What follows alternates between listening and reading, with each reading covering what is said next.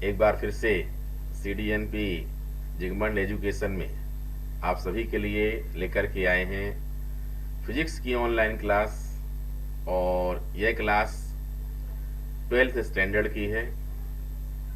इस क्लास का लाभ JEE और नीट के स्टूडेंट्स भी अच्छे से ले सकते हैं। और फिजिक्स का आज का टॉपिक इम्पोर्टेंट है, इसलिए फुल कंसंट्रेशन से क्लास अटेंड करें और देखें और समझें। तो इसके लिए चलना पड़ेगा बोर्ड पर। आज हम टाइप ऑफ कैपेसिटर के अंतर्गत थर्ड टाइप सिलेंड्रिकल कैपेसिटर की स्टडी करेंगे, हिंदी में बेलनाकार संधारित्र। और जिस प्रकार से आप लोगों ने कॉन्सेंट्रिक टू स्फीयर देखे थे गोलाकार संधारित्र में, स्फेरिकल कैपेसिटर में, ठीक वैसे ही नाम से स्पष्ट हो रहा है कि गोलाकार मतलब उसमें गोले स्फीयर होंगे। स्फेरिकल मीन्स स्फीयर मतलब गोला, ठीक है। ठीक ऐसे सिलेंड्रिकल या बेलनाकार मतलब इसमें बेलन लिए जाएंगे, ठीक है। इसका शेप जो होगा वो सिलेंडर के रूप में होगा। और इसमें भी हम 2 सिलेंडर्स, मेटेलिक सिलेंडर्स कंसीडर करेंगे, लेंगे। और ये दोनों सिलेंडर कैसे होंगे? कोएक्सियल होंगे। ये देखिए, इसमें एक्स वाई एक्सेस है इस स्मॉल सिलेंडर की, जिसको हमने नाम ए दिया है। और दूसरा वाला सिलेंडर ये बड़ा है, जिसका नाम हमने बी दिया है। इसकी एक्सेस भी क्या है? एक्स वाई ही है। मीन्स क्या कहा जा सकता है कि A and B are 2 metallic coaxial cylinder, ठीक है। अब इसमें क्या किया गया है, इसकी जो लेंथ ली गई है वो कितनी ली गई है? L ली गई है, ठीक है। इसकी लेंथ कितनी है? L है। और इसमें जो चार्ज दिया गया है, अंदर वाले में प्लस चार्ज दिया गया है, प्लस क्यू चार्ज दिया गया है। और वही बात पुरानी बाई इलेक्ट्रिकल इंडक्शन, इसके इनसाइड में आंतरिक भाग में क्या हो जाएगा? नेगेटिव चार्ज इंड्यूस हो जाएगा। और इसके आउटसाइड का, बाहर साइड वाले का, आउटसाइड का प्लस चार्ज अर्थ में चला जाएगा। यूं कहा जाए कि अर्थ के इलेक्ट्रॉन्स इस पॉजिटिव चार्ज को न्यूट्रलाइज कर देंगे, उदासीन कर देंगे, ठीक है। अब यहाँ पर जो सिलेंडर लिया गया है ये बहुत बड़े साइज का भी हो सकता है। मींस L की वैल्यू बहुत बड़ी भी हो सकती है और कम ज्यादा भी हो सकती है। इसलिए यहाँ पर सबसे पहले हमें इसमें जरूरत पड़ेगी किसकी? लीनियर चार्ज डेंसिटी की, ठीक है। लीनियर चार्ज डेंसिटी क्या होती है? Lambda is equal to Q upon L। ये आपको पहले इलेक्ट्रोस्टैटिक में, स्थिर विद्युत में, इसको हमने 3 प्रकार की डेंसिटी आप लोगों को बताई थी, लैम्डा, गामा, लैम्डा सिग्मा और रो, ठीक है। तो यहाँ पर क्या कहा जा सकता है कि ये जो सिलेंडर है तो इसकी यूनिट लेंथ में जो चार्ज की क्वांटिटी है कितनी है? वो है लैम्डा है, ठीक है। क्लियर है?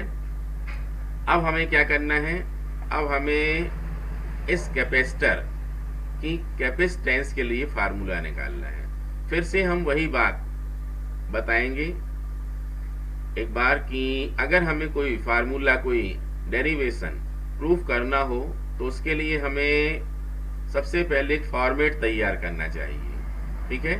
उसका फॉर्मेट तैयार किए बिना वही बात कहलाती है जैसे बिना किसी लक्ष्य के हम बस में बैठ जाएं, पता नहीं होता कहाँ चले जाएं, ठीक है। तो देखिए, फिर से एक बार इस बात की चर्चा करते हैं हम। सबसे पहले हमें क्या करना है? हमें निकालना C इज इक्वल टू, ठीक है। और C क्या होता है? आप लोगों ने पढ़ा है, Q अपॉन V होता है। क्या होता है? Q अपॉन V होता है। अब फिर से बात वही आएगी कि V क्या होता है। तो हम बोलेंगे कि जो भी होता है वो E इंटू डी होता है। ठीक है, मतलब ये कहां से है, ये वही पुराना फार्मूला पोटेंशियल ग्रेडियंट से रिलेटेड वाला, माइनस dv अपॉन dr। ठीक है, माइनस अपन हटा सकते हैं मैग्नीट्यूड के हिसाब से। और तो यहां पर कितना आया, v की वैल्यू निकालना है, तुमको क्या निकालना पड़ेगी, E निकालना पड़ेगी।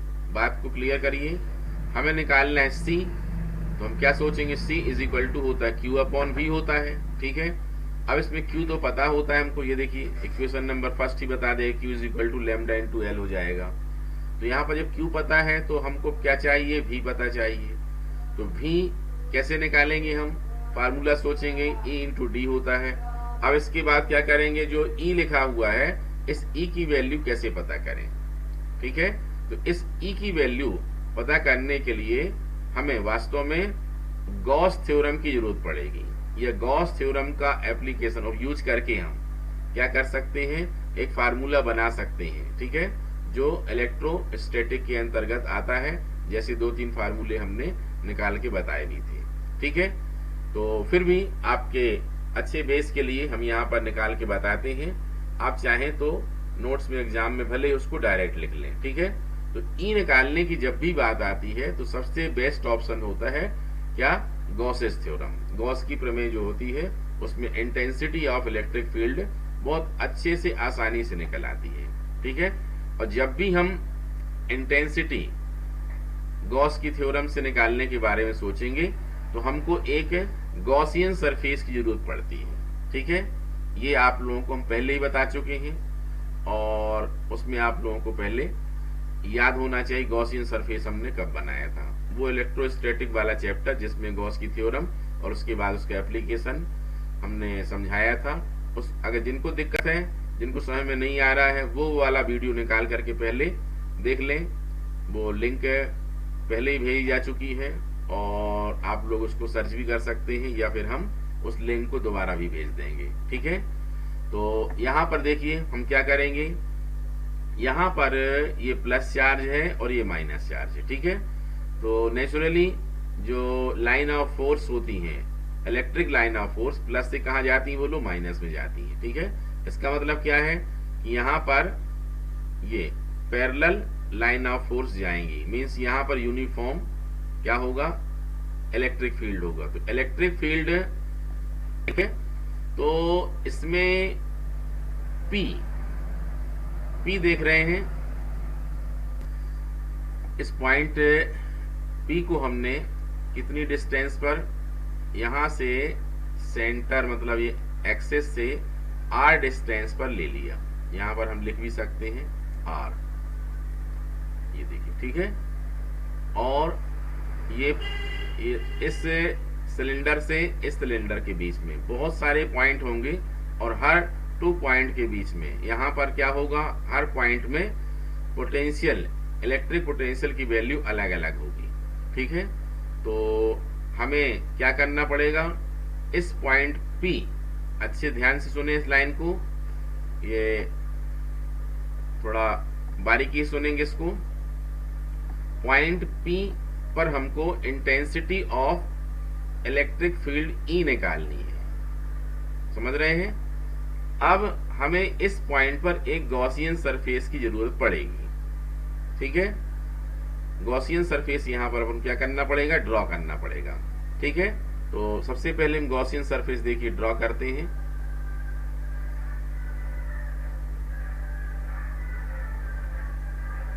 ये देखिए, इसको हमने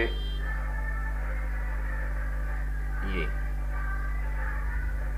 यहां पर ये गॉसियन सरफेस डैश डैश करके ही बनाया जाएगा, क्योंकि ऐसा हम सोच रहे हैं, रियल में होता नहीं है। ठीक है, एक कल्पना करते हैं, तो पॉइंट P से होके ही जाना चाहिए, मतलब वो पॉइंट P कहाँ होना चाहिए, गॉसियन सरफेस में प्लेस्ड होना चाहिए। ठीक है, और फिर इसके बिल्कुल पास में एक पॉइंट और Q हम ले सकते हैं, कितनी डिस्टेंस पर, dr डिस्टेंस पर। ये भी हमने देखो ऊपर लिख दिया है, dr माइनस dr क्यों लिख दिया है, क्योंकि हम P से Q में जाएंगे, मतलब यहाँ पर ये पॉइंट जहां P लिया गया है उसी के पास में एक पॉइंट क्या होगा, Q होगा।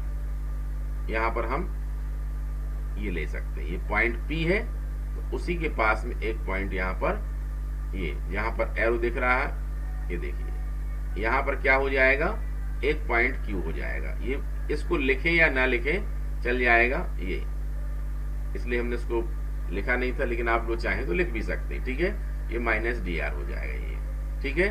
तो अब हमें क्या करना पड़ेगा, इसके लिए हम सेपरेट इस बात को कर देते हैं। सबसे पहले हमें क्या करना पड़ेगा, इलेक्ट्रिक फ्लक्स की डेफिनेशन से फाई इज इक्वल टू क्या होता है, E इंटू एस। कितना होता है, E इंटू एस होता है। यहां पर इलेक्ट्रिक लाइन ऑफ फोर्स कैसे जाएंगी, परपेंडिकुलर जाएंगी, इस वजह से यहां पर cos 0 की वैल्यू क्या हो जाएगी, 1 हो जाएगी, ठीक है। अब यहां पर क्या है, E इंटू, अब S क्या है, सरफेस है। अगर S सरफेस है तो बेलन का कर्व सरफेस क्या होता है, आपको पता होना चाहिए, S is equal to 2 pi R H. बेलन का वक्र पृष्ठ क्या होता है, 2 pi R H. 10th level पर आप लोगों ने मेंसुरेशन में पढ़ा ही होगा। कर्व सरफेस ऑफ सिलेंडर कितना होता है, S is equal to 2 pi R H. तो यहां लिख देंगे हम 2 पाई आर, ठीक है। यहां आर ही रेडियस इसकी, और एच के बदले क्या आएगा, ये एल मान ली है हमने, इसकी हाइट क्या मान ली है हमने, एल, ठीक है। अब ये वाला, इसको आप इक्वेशन नंबर 2 दे दें। फर्स्ट ये वाला हो गया, 2 ये वाला हो गया। अब इसके बाद बाई गॉसेस थ्योरम, किसके द्वारा, गॉस की थ्योरम से इसको हम लिख सकते हैं क्या, गॉस की थ्योरम में देखिए,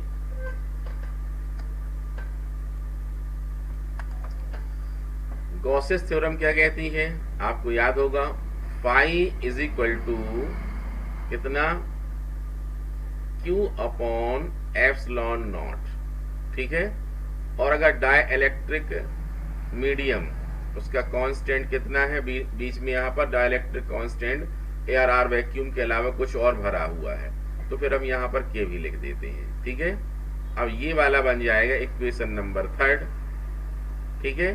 अब इक्वेशन 2 और 3 को हम मिला दें, इक्वेशन नंबर 2 और 3, तो इससे क्या हो जाएगा, ये वाली वैल्यू यहां लगा देते हैं, मतलब कहने का ये है, ये हो जाएगा अपना E into 2 pi R L is equal to Q upon epsilon naught के, ठीक है। implies that E is equal to 1 upon, ये देखो 2 पाई, और एप्सिलॉन नॉट को यहां जमा लो, और K भी लिख लो। अब कितना बचा यहां बोलो, Q अपॉन कितना है ये, बोलिए, Q अपॉन, यहां हम चाहें तो Q की वैल्यू भी लगा सकते हैं, ठीक है।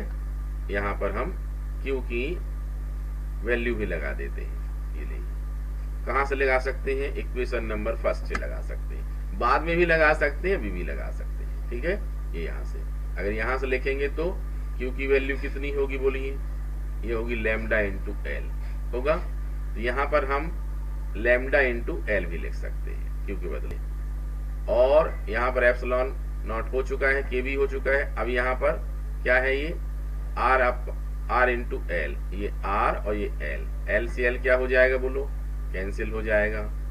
अब क्या बचेगा, अब इसके बाद बचेगा E is equal to 1 upon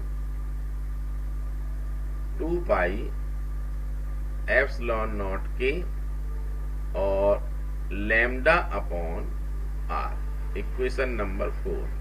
अब यही बात हम आप लोगों से बोल रहे थे कि आप लोग चाहें तो डायरेक्ट ही इस वाले फार्मूले का यूज कर सकते हैं। ये इक्वेशन नंबर कौन सा, सेकेंड, थर्ड और ना निकाल करके पूरा ये, अब हम यहाँ लिख सकते हैं कि वी हैव, या हम जानते हैं कि किसी आवेशित बेलनाकार चालक के कारण बिंदु P पर विद्युत क्षेत्र की तीव्रता, ठीक है, intensity of electric field at point P due to क्या, चार्ज सिलेंडर, ठीक है। ऐसा आप लोग लिख करके और डायरेक्ट ये वाला फार्मूला भी लिख सकते हैं, E इज इक्वल टू ऐसा होता है, ठीक है। इसमें काम चल जाएगा, मार्क्स नहीं कटेंगे। फिर भी ये कैसे आया ये आप लोगों को पता होना चाहिए, ठीक है। तो अब यहाँ पर हमारे पास E अवेलेबल है। ये देखिए हमने क्या कहा था शुरू में, ये बोला था हमने कि V निकालना है तो E इंटू डी चाहिए। तो अब E मिल गया है तो हमको क्या निकालना पड़ेगा, V निकालना पड़ेगा। लेकिन ये नॉर्मल क्वेश्चन नहीं है, इसमें V निकालना इतना आसान नहीं है, क्योंकि V कब निकाला जाता है, जब इस सिलेंडर A और सिलेंडर के B के बीच में V की वैल्यू एक जैसी हो तो हम V निकालें, ठीक है। या फिर इनका पोटेंशियल डिफरेंट निकालने का सोचें, जैसे अपन ने स्फीयर में निकाला था, लेकिन इसमें स्थिति अलग है। वो कैसा था, स्फीयर था, और ये क्या है, सिलेंडर है। इसलिए यहाँ पर पोटेंशियल डिफरेंट निकालना थोड़ा सा उसके मुकाबले कठिन है। और इसी के लिए हमने कहा था कि पॉइंट Q हमने लिया है और डिस्टेंस कितनी पर, dr पर। तो हम पहले क्या करेंगे कि 2 पॉइंट P और Q, ठीक है, P एंड Q के बीच में पोटेंशियल डिफरेंट निकालेंगे। मतलब दो बिंदु P और Q के बीच में हम क्या निकालेंगे, विभवांतर निकालेंगे। और उसको निकालने के लिए हम इसी फार्मूले का यूज कर लेंगे, ठीक है। चलो हम लिख के बताते हैं इस बात को। ये देखिए अब पॉइंट P और Q के बीच में पोटेंशियल डिफरेंट वो कितना होगा, उसको हम मान लेते हैं dV। कितना मान लेते हैं, dV। तो जैसे फार्मूला अपना क्या है, V is equal to E into D, इसी का यूज करेंगे। V के बदले dV लिख दिया हमने, और E तो E ही होगा, E एक जैसा होगा। और यहाँ पर जो D है वो डिस्टेंस क्या है, माइनस dr है। कितनी है, माइनस dr है। अब इसमें हम क्या कर सकते हैं, E की वैल्यू ऊपर से लगा सकते हैं, ठीक है। तो लगा देते हैं, चलिए। ये आ जाएगा माइनस 1/2 पाई एप्सिलॉन नॉट के, और कितना, लैम्डा अपॉन आर। क्यों भी लेके चलते तो क्यों चलता जाता अभी तक ये, ठीक है। लेकिन यहाँ हमने वैल्यू लगा ली है तो लैम्डा आ जाएगा ये। लेकिन क्यू के फॉर्म में भी आप लोग कर सकते हैं, ठीक है। ये किसके इक्वल है, ये है dV के इक्वल। अब इसमें हमको क्या करना पड़ेगा, 2 पॉइंट P और Q के बीच में ही क्या आया है, ये इलेक्ट्रिक पोटेंशियल आया है, ठीक है। अब हमें क्या करना है, बोथ दोनों ही जो सिलेंडर हैं A और B, ठीक है, उनके बीच में हमको क्या करना है, निकालना है। सुनी चले चलते हैं, थोड़ा बार बार ऊपर आना पड़ता है।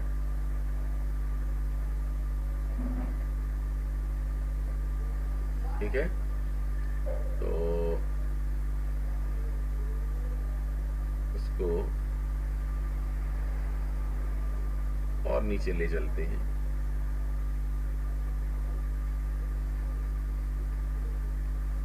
ठीक है, हाँ देखें, थोड़ा साइज छोटा कर दिया इसका हमने। तो ये अब टोटल निकालना है, ये आ गया कौन सा, P और Q के बीच का पोटेंशियल डिफरेंस। ठीक है, अब हमें क्या करना है, सिलेंडर A और सिलेंडर B, ठीक है, सिलेंडर A और सिलेंडर B के बीच में टोटल पोटेंशियल डिफरेंस निकालना है। तो कितना होगा, V इज इक्वल टू, और इसके लिए हमें यूज करना पड़ेगा इंटीग्रेशन का। ठीक है, इंटीग्रेशन कहाँ से, देखिए ये बड़ा वाला जो बेलन है इसकी रेडियस क्या है, B है, स्मॉल b। छोटा वाला जो बेलन है उसकी रेडियस कितनी है, A है। तो कहाँ से लाना पड़ेगा, B से शुरू करना पड़ेगा इंटीग्रेशन। कहाँ तक लाना पड़ेगा, A तक लाना पड़ेगा। और बाकी पूरी वैल्यू वही माइनस बाहर लिख देते हैं, और ये आ जाएगा कितना, 1/2 पाई एप्सिलॉन नॉट के लैम्डा अपॉन आर और डी आर। ठीक है, इसमें से हम क्या कर लें, कुछ कांस्टेंट टर्म्स बाहर कर लेते हैं। 1/2 पाई एप्सिलॉन नॉट के और लैम्डा भी बाहर हो जाएगा। अब आएगा B2 A 1/R dr। ठीक है, अब इसके बाद यहां पर इंटीग्रेशन आपसे बनना चाहिए। इसमें बायो के स्टूडेंट भी होते हैं, लेकिन 11th क्लास में फिजिक्स में एलिमेंट्री कैलकुलस रखा जाता है और उसमें ये सब फार्मूले आप लोगों ने याद किए होंगे। 1/R का इंटीग्रेशन क्या होता है, log R। कितना होता है, log R। तो ये log R यहां पर हम लिख देंगे। ये फार्मूला है, ये जिनको याद नहीं है तो याद रखेंगे। 1/2 पाई एप्सिलॉन नॉट के लैम्डा, और ये ब्रैकेट में लिखेंगे कितना, log R, और lower limit B, upper limit कितनी बोलिए, A। अब इसके बाद लिमिट लगानी है अपन को। लिमिट कैसे लगाते हैं, सबसे पहले क्या लगाते हैं, अपर लिमिट लगाते हैं। चलो 1/2 पाई एप्सिलॉन नॉट के लैम्डा, चलो लगाओ, लॉग सबसे पहले क्या आएगा, अपर लिमिट, मतलब कौन सी, A, फिर माइनस का साइन लगाएंगे, फिर log B। ठीक है, मतलब R के स्थान पर क्या लगा देंगे, B लगा देंगे। अब यहां माइनस का साइन है, इसको अंदर भेज सकते हैं अपन। 1/2 पाई एप्सिलॉन नॉट के लैम्डा, और ये आ जाएगा log B minus log A। ठीक है, और आगे चलें तो अपन को मिल जाएगा कितना, 1/2 पाई एप्सिलॉन नॉट के लैम्डा। ये 9th स्टैंडर्ड में पढ़ा होगा आप लोगों ने। log m minus log n क्या होता है, log m अपॉन n। ये फार्मूला log कितना बोलिए, b अपॉन a। ये किसके इक्वल आ गया, ये v के इक्वल आ गया। अब ये जा करके अगला इक्वेशन बन गया। इक्वेशन कितने हो गए थे, 5 हो गए थे। ये कौन सा हो जाएगा बोलिए, ये इक्वेशन हो जाएगा 6। बस अब पहुंच गए अपन यहां पर, कहां पहुंच गए बोलिए, पहुंच गए हैं भी निकाल चुके हैं अपन। अब बाय डेफिनेशन ऑफ क्या, कैपेसिटेंस। ठीक है, कैपेसिटी की डेफिनेशन से, धारिता की परिभाषा से क्या होता है, वो होता है C इज इक्वल टू कितना, Q अपॉन V। क्लियर, याद है। अब हम क्या कर सकते हैं, इसमें V की वैल्यू लगा देंगे। चलो लगा देते हैं, और Q की वैल्यू भी इक्वेशन नंबर फर्स्ट से क्या था, lambda is equal to Q upon L। तो Q is equal to lambda into L। यहाँ क्या लिखेंगे बोलो, लैम्डा इंटू L लिखेंगे, और अपॉन में क्या लिखेंगे बोलो, V की वैल्यू ऊपर लिखी हुई इक्वेशन नंबर 6 में 1/2 पाई एप्सिलॉन नॉट के lambda log B upon A। ठीक है, अब इसके बाद हम क्या करेंगे, इसके बाद हम जो टर्म्स ऊपर जा रही है उसको ले जाएंगे हम। ये C इक्वल है ये लैम्डा से लैम्डा क्या हो जाएगा, कैंसिल हो जाएगा। तो चलो ले चलते हैं, 2 पाई एप्सिलॉन नॉट के इंटू कितना बोलो, एल, अपॉन में कितना, लॉग बी अपॉन ए। ठीक है, इतने क्या आ जाएगा, फैरड, इतने फैरड। ये है capacitance of cylindrical capacitor. Clear, इसकी यूनिट लिखना ना भूलें। ठीक है, अब अगर इसमें हम L की वैल्यू 1 लगा लें, ठीक है, 1 मीटर या 1, ठीक है, मतलब यूनिट लेंथ के लिए, यूनिट लेंथ का कैपेसिटर है तो उसके लिए कैपेसिटेंस कितना होगा। तो कभी कभी एग्जाम में यूनिट लेंथ के लिए पूछ लेते हैं, तो कुछ खास नहीं है, वही फार्मूला जो आया है उसी फार्मूले को लिखना है और L की वैल्यू 1 लगा देनी है। ये लो, ये हो जाता है log B अपॉन A। ठीक है,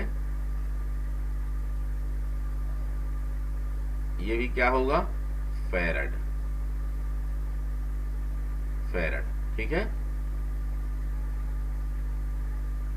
फैरड। और भी चाहे तो CGS में भी निकाल के लिख सकते हैं, कोई समस्या वाली बात नहीं है।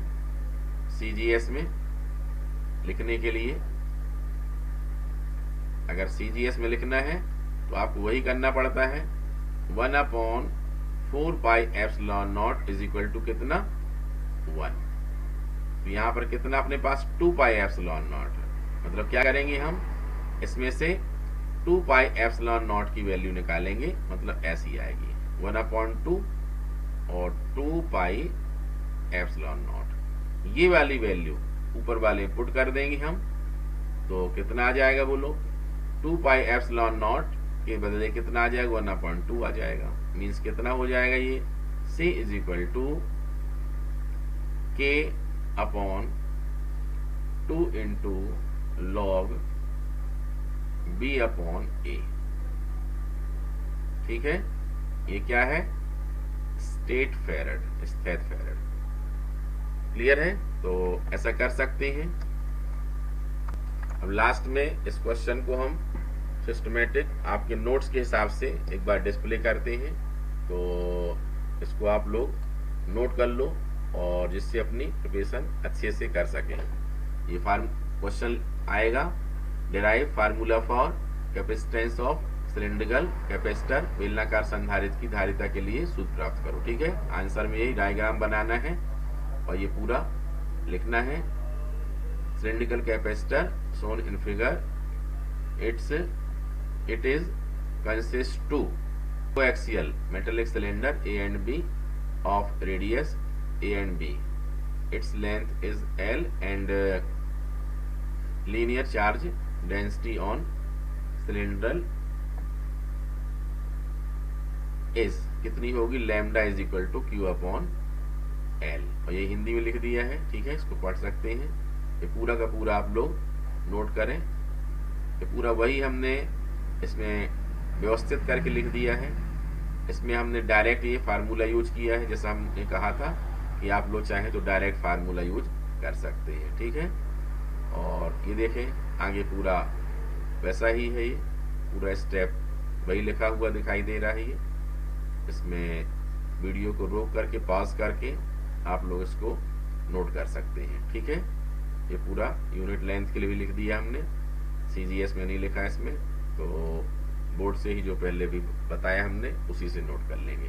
ठीक है, इसको अच्छे से तैयार करें जिससे एग्जाम में आप व्यवस्थित लिख सकें। आशा करते हैं आज की यह क्लास आपके लिए बहुत ही लाभकारी और उपयोगी थी। आपने इसमें से पूरा लाभ उठाया और सीखा। अब सीखी गई बात को भुलाना नहीं है, उसको स्थायी करना है। इसके लिए आप लोगों को प्रैक्टिस करनी पड़ेगी, ठीक है। और एक इम्पॉर्टेंट बात जो हम हमेशा बोलते हैं, फिजिक्स में आप न्यूमेरिकल्स से दूर मत भागिए। जो भी क्वेश्चन आते हैं, अगर उनमें फार्मूले आते हैं तो उनसे रिलेटेड न्यूमेरिकल्स जरूर करिए, और साथ ही साथ ऑब्जेक्टिव टाइप क्वेश्चन की प्रैक्टिस जरूर करिए। तो आज के लिए इतना ही है, कल फिर से मिलेंगे नए टॉपिक के साथ में। Take care.